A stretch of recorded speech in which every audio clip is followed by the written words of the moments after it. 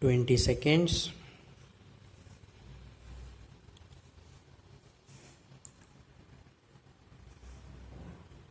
Be ready. 10 seconds.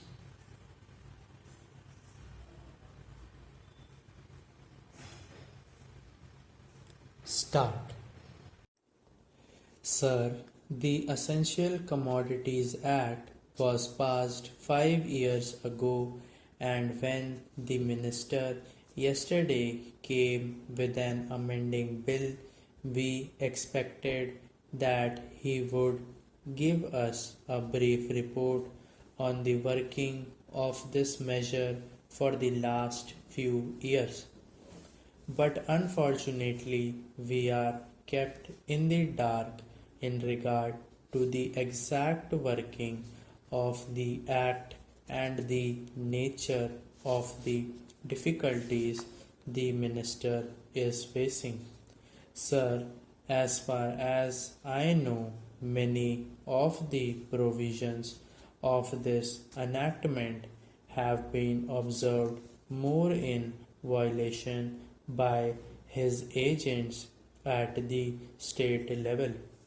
The food minister may be very earnest, may be very able, and may be very anxious to see that the various provisions of the Act are implemented in the most effective manner at the state level, but unfortunately, his agents at the state level are not equally enthusiastic or equally anxious to observe the provisions of this enactment.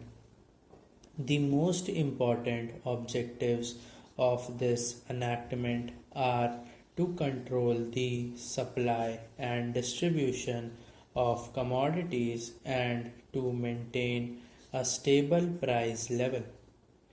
In regard to both these aspects, I am afraid that the government has failed to realize the objectives in view.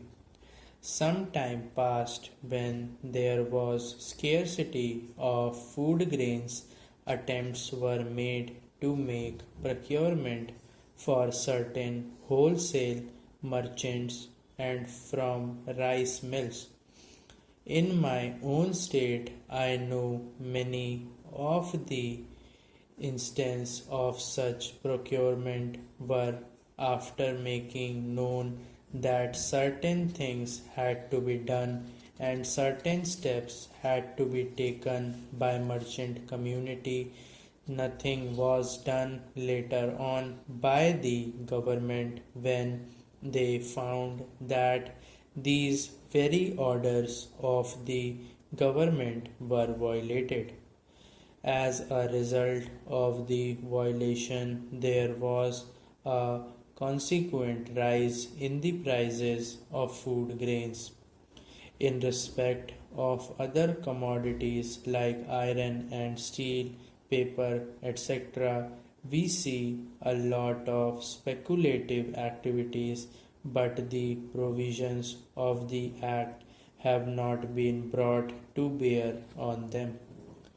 Perhaps no such case of prosecution was launched against those people who contravened the various provisions of the Act.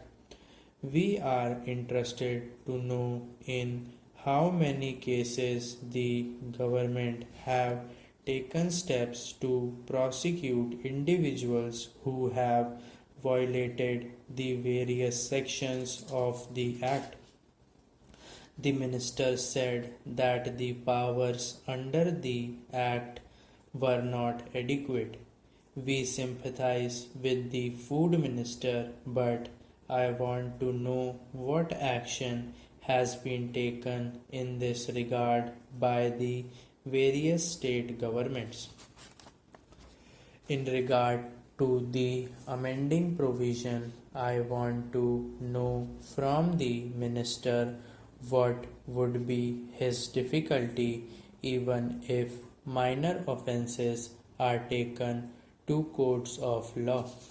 For instance, the Motor Vehicles Act deals with various offences, both major and minor, and various minor offences under the Act are taken to courts and people are prosecuted. What is the difficulty in taking these cases of a minor nature to courts of law? There the people will have some safety that they will get a hearing, and if the offences are really offences, then they would be prosecuted. Otherwise, they will be acquitted.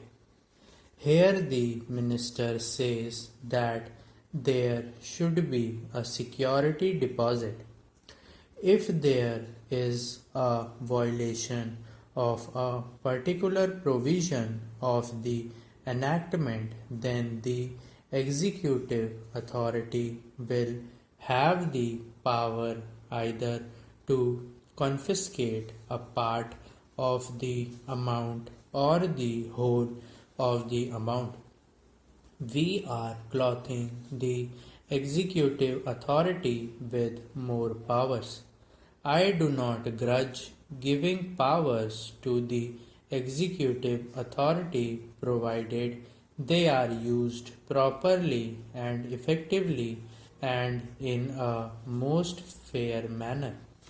But unfortunately, there have been discriminations apart from the ineffectiveness of the various provisions.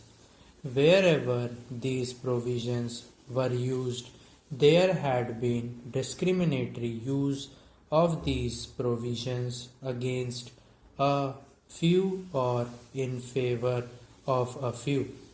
Normally, when officers are clothed with more powers, there is large scope for corruption. I feel that it would be desirable to avoid such malpractices, and it would be desirable, I think, that even for minor offences the parties should have a chance to defend their actions. I do not think that this problem of dealing with minor offences will become complex or complicated in any way if we take them to courts of law. I want a reply from the minister in what way he is suffering from a handicap in dealing with minor offences or offences of a technical nature. The honourable member made the point that even if this thing was acceptable to the House, he did not know what amount would be demanded as security. So the minister should tell us what amount is normally expected from a licensee in all cases and what the offences are which are of a technical or minor nature which he has in view. We are not told which are major offences and which are minor offences. Clarifications on these points are necessary. I wish that the Act which came into effect long ago was implemented properly. I know that the minister here is very earnest in implementing it, but his colleagues at the state level and at the central level are disappointing him.